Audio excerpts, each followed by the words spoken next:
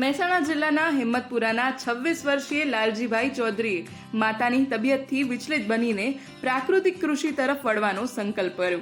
તેઓ વિદેશી શાકભાજી, ધાન્ય પાક અને દેશી શાકભાજીનું ઉત્પાદન કરીને વાર્ષિક 10 લાખ જેટલી આવક મેળવી રહ્યા છે। દેશી ગાયના છાણ, છાસ, વર્મી કમ્પોસ્ટનો ઉપયોગ કરીને તેઓ પ્રાકૃતિક ખેતી કરી રહ્યા છે। મારું નામ ચૌધરી લાલજીભાઈ ચેલાભાઈ, ગામ હિંમતપુરા, તાલુકો સતલાસના, જિલ્લો મહેસાણા। મારી ઉંમર 26 વર્ષ છે। મારો અભ્યાસ મેં M.Com પૂરું કરેલું છે અને મેં આ પ્રાકૃતિક ખેતીની શરૂઆત 2018થી કરેલી।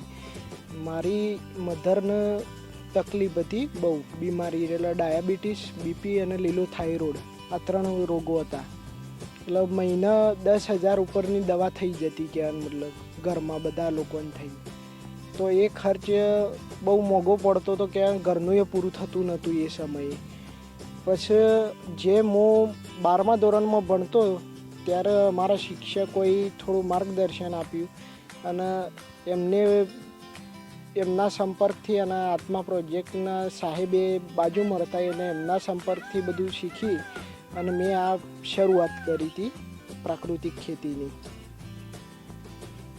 અને હું અહીંયા બધી જ પ્રકારની શાકભાજી વાવું છું। મેન તો અહીંયા શાકભાજીમાં રોગચાળો કે કોઈ આવતું હોય તો હું એના માટે રખ્યાનો ઉપયોગ કરું છું। ગાયના દેશી છાણની રખ્યા બનાવેલી હોય છે, એ રખ્યા અને દેશી ગાયની જે છાશ હોય એ છાશનો સ્પ્રે મારી અને તમામ પ્રકારના રોગો કંટ્રોલ એનાથી થઈ જાય છે, એટલે હું એનો ઉપયોગ કરું છું। મારું ગામ સતલાસના શહેરથી આટલામાં જેટલા પણ શહેર છે તેનાથી ઘણું દૂર છે, તે છતાં હું આ ખેતી કરું છું અને સારી ઇન્કમ મેળવું છું।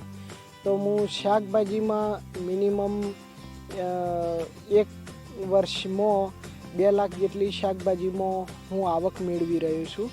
પછી ધાન્ય પાકોમાં મિનિમમ 1.5 લાખ જેટલી આવક મળે છે। અને મેન કે વર્મી કમ્પોસ્ટ ખાતર, તો એમાં મારે 4 થી 5 લાખનું આવક રહેશે। તો બીજા પણ ખેડૂતો આ રીતની ખેતી કરી અને પોતાનું ગુજરાન ચલાવી શકે અને પોતાના પગ ઉપર સારી રીતે ઊભા થઈ શકે છે।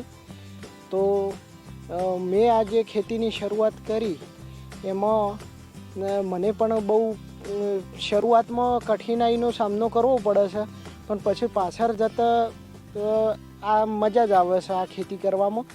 અને મેં મારું તમામ શાકભાજી સતલાસના કે તો ગાંધીનગર જતું જ હોય છે બધી સિટીઓમાં, તો એમાં મેન મારા સતલાસના એક વોટ્સઅપ ગ્રુપ બનાવેલું છે। તો એમાં દર શુક્રવારે મારી પાસે જે પણ શાકભાજી હોય એનો હું ભાવ સાથે ગ્રુપમાં મૂકી દઉં, એટલે જે પણ વ્યક્તિને લેવું હોય તો એ વ્યક્તિ નોંધાઈ દે અને એમને શનિવારના સવારે એમના ઘેર હોમ ડિલિવરી તરીકે પહોંચી જાય છે તમામ શાકભાજી। કિસાન સન્માન નિધિ યોજના તરફથી 2,000 રૂપિયા પણ હપ્તો મળે છે અને બાગાયત ખાતા તરફથી પ્રાકૃતિક ખેતીમાં પણ પ્રાકૃતિક ખેતીની જે સહાય મળેલી છે। પછી આત્મા પ્રોજેક્ટ તરફથી મોડલ ફાર્મની પણ સહાયતા મળેલી છે અને ખેતીવાડી વિભાગ તરફથી તાડપત્રી અને પંપનું મળેલું છે।